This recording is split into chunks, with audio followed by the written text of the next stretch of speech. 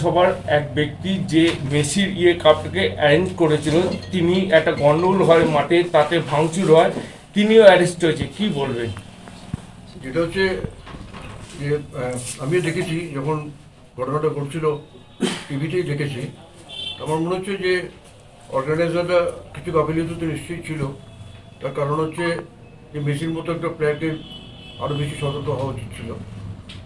বিশেষত আমি দেখেছি যে অন্য জায়গায় যখন কোনো রকম সেলিব্রিটিতে ঘটনা হয় মাঠের মধ্যে, জিপে করে বা বাগি এরকম ধরনের কোনো কিছু যদি ব্যবহার করা হতো, তাহলে এই ঘটনাটা ঘটতো না। কারণ এই যে হাঁটানোটা আমার মনে হয় পরিকল্পনার অভাব ছিল। না হাঁটিয়ে যাতে জিপে করে সাদা একটা জিপ করে যদি ঘটনা হতো, তাহলে সবাই দেখতেও পেতো আর এই বিশৃঙ্খলা হতো না।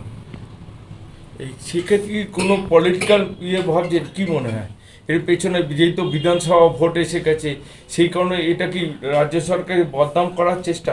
যতটা আমি শুনেছি আর কি, যে এর মধ্যে কিছু বিরোধীদের চক্রান্ত ছিল এবং ওই ক্রাউডের মধ্যে মানে নন কিছু লোক যাদেরকে বিরোধী বলি আমরা জানি বাংলায়, যে তারা ছিল। তাতে কি এটা কি বদনাম করে সরকারকে? সরকারকে বদনাম করা তো নিশ্চয়ই।